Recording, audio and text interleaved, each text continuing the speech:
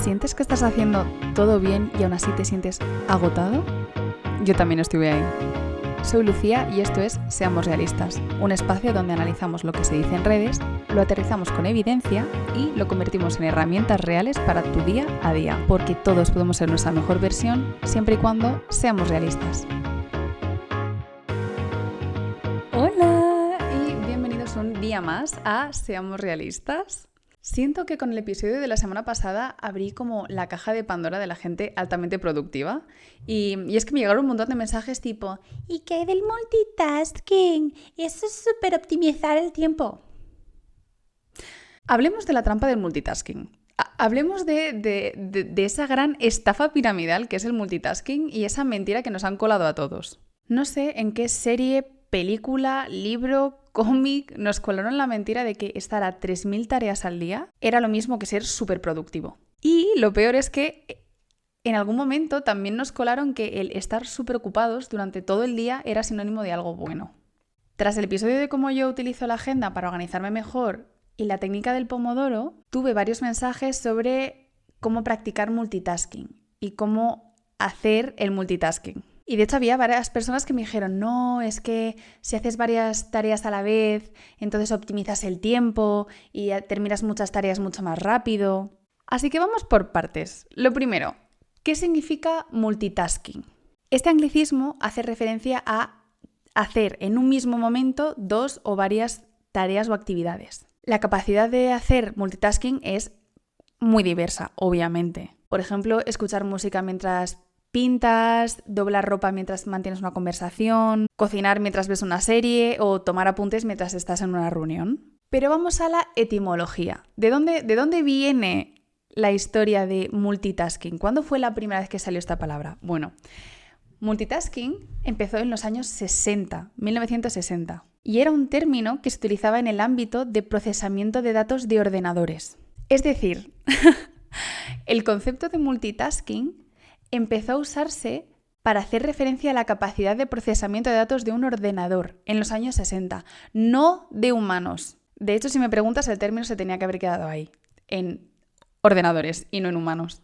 Y el caso es que el otro día, además, me saltó un vídeo en LinkedIn sobre cuáles eran las aptitudes más buscadas por los empleadores. Y hablaban sobre qué tipos de rasgos se valoran más en distintos sectores laborales. Y la palabra que aparecía en casi todos ellos era el multitasking o la capacidad de hacer multitasking. Y esto me dio que pensar. ¿Realmente valoran la capacidad de poder estar a 1000 cosas a la vez? Porque yo no sé tú, pero a mí me recuerda a la frase que decía mi abuela de que mucho abarca, poco aprieta. Y de hecho, con unas palabras un poco más técnicas y más científicas, la Asociación de Psicología de Estados Unidos, conocido como la APA, ha conseguido probar este hecho. Pero antes de partirte el corazón con malas noticias, vamos con unos aspectos positivos que podemos verles al multitasking y cuándo podemos aplicar el multitasking en nuestro día a día. Y es que es innegable que en algunos casos el multitasking nos puede ahorrar tiempo. Por ejemplo, tener que tomar notas mientras estamos en una reunión, doblar ropa y a la vez estar charlando con una persona. Y otro de los aspectos positivos del multitasking suele ser o se da por hecho que es la capacidad de resolución de problemas, porque se da por hecho que al tener que gestionar más tareas y tener menos tiempo de reacción, las personas que son capaces de hacer multitasking tienden a ser más rápidas encontrando soluciones a problemas. Pero, y siempre hay un pero, vamos a ir desglosando estos puntos para que veas que quizás lo que nos han vendido como algo bueno y que todos debemos de ser capaces de llevar varias tareas a la vez, igual no es tan buena idea. Y para ello vamos a utilizar evidencia científica directa de los estudios de la Asociación Americana de Psicología. Y claro, y es que en los 60, con este boom del multitasking en ordenadores y tal, pues todos tenemos a una madre o a un padre que mientras hacían el desayuno estaban terminando los deberes con nosotros, una amiga que mientras está lavando los dientes se está peinando el pelo. Todos conocemos ese tipo de gente, ¿no? Así que no es de extrañar que los psicólogos y todos los científicos hayan querido estudiar la capacidad de multitasking. Y desde los años 90, innumerables psicólogos han estudiado qué sucede o qué les sucede a nuestros procesos mentales cuando intentamos hacer más de una actividad a la vez. Y creo que por el título del podcast te puedes imaginar el resultado. Empecemos por el primer estudio. Fue llevado a cabo por Robert Rogers y Steven Monsell. Y en este experimento se dividió a todos los participantes en 2 grupos. Todos tenían que hacer tareas cotidianas del día a día. Lo que pasa es que un grupo tenía que estar cambiando de tarea en intervalos cortos y el otro grupo podía dedicarse a ello plenamente hasta que terminasen la tarea y luego avanzar con la siguiente. El estudio demostró que el grupo de participantes que tenían que ir cambiando de tareas tardó más en finalizar cada tarea que el grupo que se dedicó única y exclusivamente a terminar una tarea y a seguir con la otra una vez finalizada la primera tarea. El siguiente experimento, en 2001, fue realizado por un grupo de psicólogos, entre ellos Joshua Rubinstein, Jeffrey Evans y David Meyer. Y en este estudio cogieron a un grupo de adultos y les pidieron que realizasen tareas fáciles tipo problemas aritméticos, clasificación de figuras geométricas. Y en todos los casos comprobaron que cada vez que saltaban de un tipo de ejercicio a otro, los participantes tardaban más en conseguir dar una respuesta. Y cuanto más complejidad tenían las tareas y más distintas eran entre sí, más tiempo tardaban los participantes en responder de manera correcta. Y, más recientemente, un estudio llevado a cabo por Nick Young, os voy a poner el nombre por aquí porque es un poco complicado de pronunciar.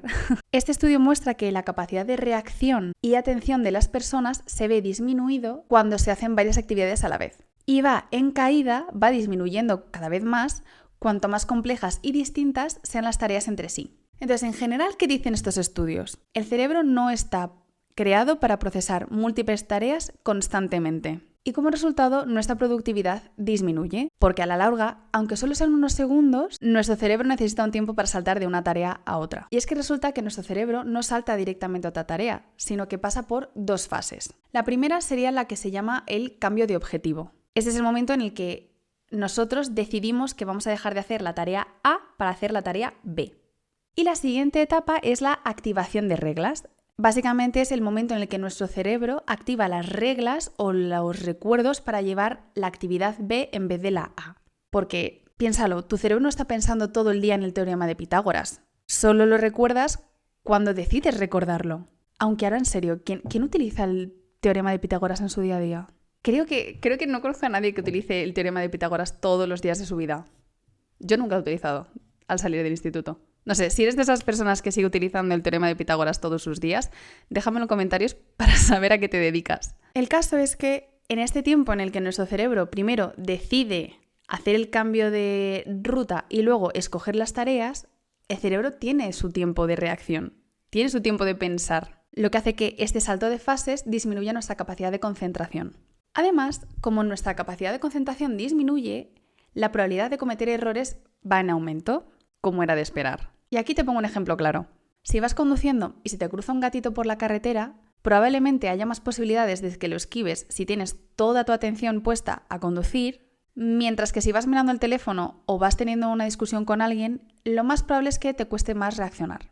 Pero no te iban a ser cosas negativas. Obviamente no te voy a decir que intentes estar concentrado en una única tarea porque eso no es realista, eso no lo hace nadie. Yo misma cuando estoy en una reunión con un cliente o una reunión interna la transcribo. Lo vemos con los camareros que mientras recogen la mesa van tomando la nota y luego se acuerdan perfectamente de la comanda. Lo veíamos en nuestras madres que mientras estaban vistiendo y poniendo el pijama a uno estaban ayudando en la ducha al otro. En los padres que mientras estaban haciendo la cena nos ayudaban con los deberes de sintaxis. Madre mía, cómo odiaba esos ejercicios. O sea, cómo me alegro de haber pasado esa fase de mi vida.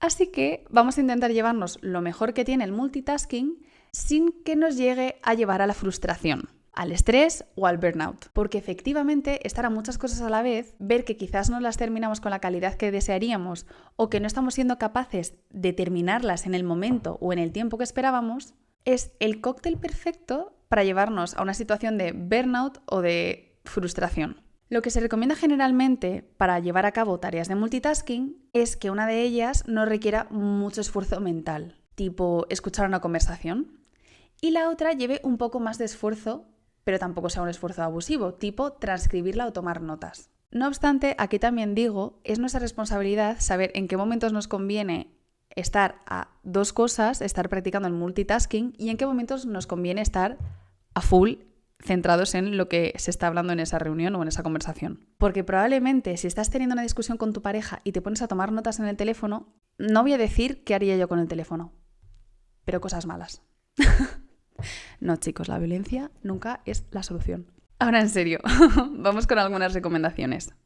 Mi recomendación es que en tu día a día, en el trabajo o en tu vida personal, intentes estar centrado en una única tarea a la vez. Sobre todo en tu vida personal. Tareas como ducharte, cocinar, comer o simplemente charlar con alguien querido y conocido, una charla distendida.